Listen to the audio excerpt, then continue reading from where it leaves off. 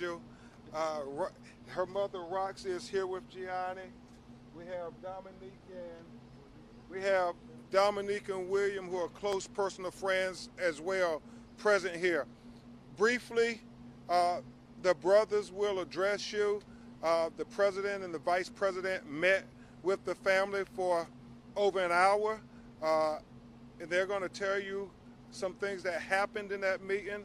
I know the president was very personal because he got to know this family over the years, and he wanted to check on them on today of all days to see how they were doing, to reiterate that they are still doing everything to make sure that his legacy is respected, and that involves us going to meet with senators in just a few moments to continue to press forward for the George Floyd Justice and Policing Act that he says he is ready to sign any day. He said that he doesn't want to sign a bill that doesn't have substance and meaning. So he is going to be patient to make sure it's the right bill, not a rush bill. Also, the family encouraged the president to continue to meet with the civil rights leaders and advocacy groups who have been working on this for decades, like Reverend Allen, the NAACP, and the National Urban League, and many others. So with that, I will present to you Phalonis Floyd. How y'all doing? How you doing? I'm doing great. We met with the president and the VP. It was just for the remembrance of what happened to my brother, because this was his day that he was murdered. It was great. He's a genuine guy.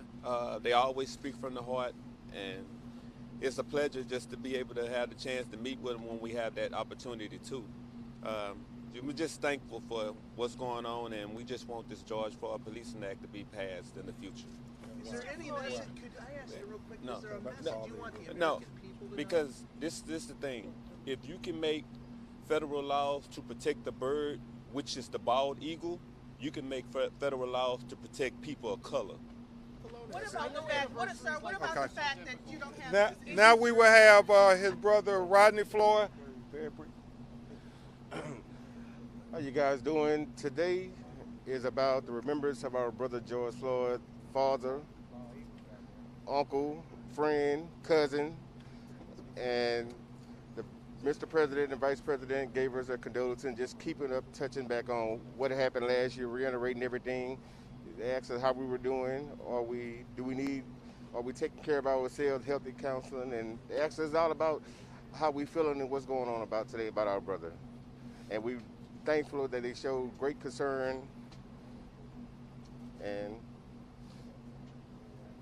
you guys. Mr. Floyd, did Okay. President Biden offer You ready? any No. reassurance Come. that he would personally make sure? Now you will hear from Terrence Floyd. We'll try. We may take one or two questions at the end, maybe. Hello, everyone. Hello. Being here today is an honor, to meet with the president and the vice president, and for them to show their concern to our family, and for them to actually give an ear to our concerns and how we feel on the situation. And I feel it was a very productive conversation, and I'm grateful for it. I thank everybody for the love. Thank you. And now you will hear from Brandon Williams, the nephew of George Floyd, who was like a son to him. How are y'all doing? Very good. How you doing? I'm great. I think it was a very great meeting. We're very appreciative and grateful that the president and vice president invited us here. I think that the meeting went well. He showed concern, and I think genuinely he wanted to know exactly how we were doing and what he could do to support us. And he did let us know that he supports passing the bill, but he wants to make sure that it's the right bill and not a rush bill. He also said that he set that deadline. He's not happy about it not being met, but all in all, he just wants the bill to be right and meaningful, and that it holds George's legacy intact.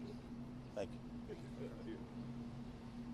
you. And now You'll hear from my co-counsels. It's always a team effort, and we have a great team that's standing with the family, a great legal team. Attorney Chris Stewart.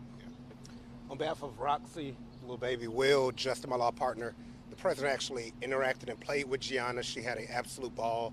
And that's why this may be a sad day across the country, but this was a super happy day, seeing her smile like she's still smiling. So if everybody can just come together, Democrat, Republican, and pass the bill. If you care about policing and the people, it'll get passed. Thank you, Chris.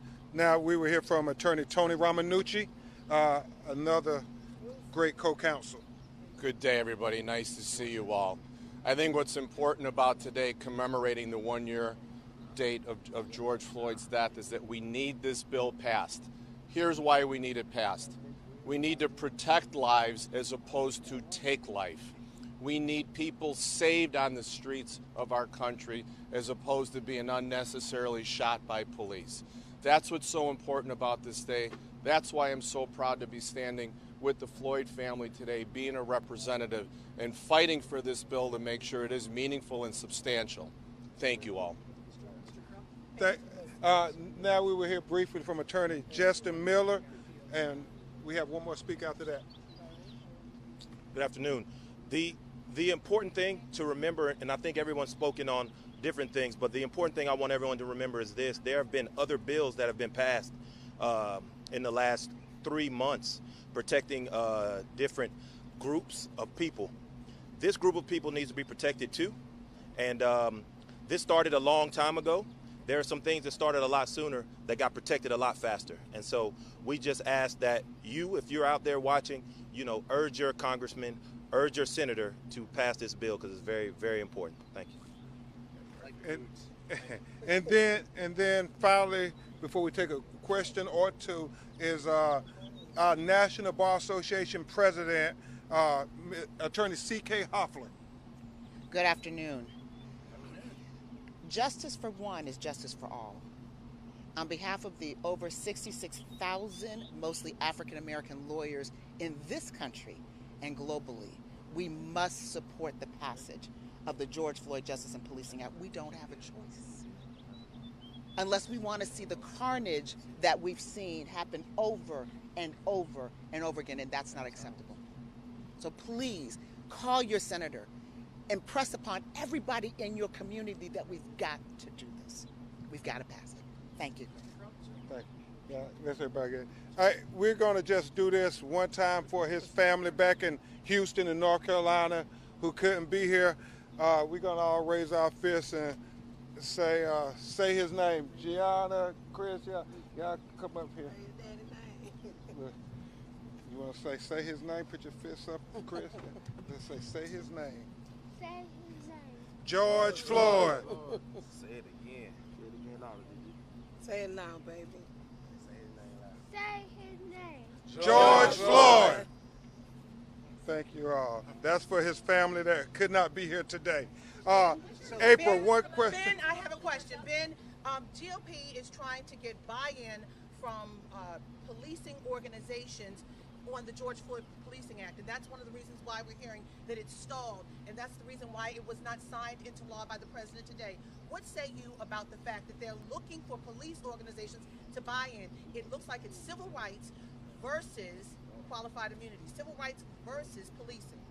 We're going to leave here and go meet with Senator Booker and Senator Scott, two of the lead negotiators in the United States Senate, to continue to talk about a bipartisan bill. We don't think that it has to be one against the other. It should be that we all want better policing. We all want just policing where George Floyd would get an opportunity to take a breath without having a knee on his neck, where Breonna Taylor would get to sleep in peace without having her door busted open and executed with 6 bullets in her body. Their blood is on this legislation, so we're going to continue with this family and this legal team to continue to press to say, yeah, we have to respect the spilled blood that's on this legislation. It must be meaningful, and we can do this together. This is an American issue. This isn't a police issue or a civil rights issue.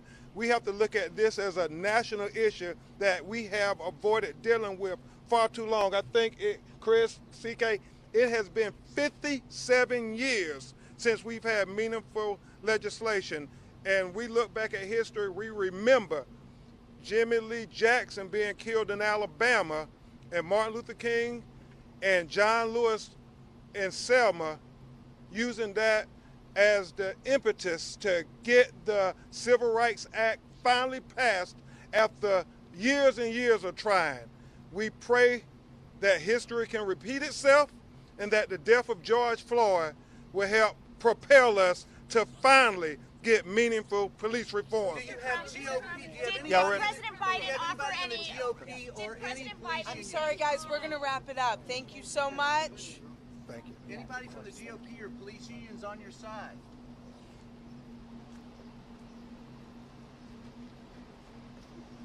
Amanda, you need to let that go a little longer. We've got 70 of us out here. We need at least half dozen questions. Thank you, Brian, for this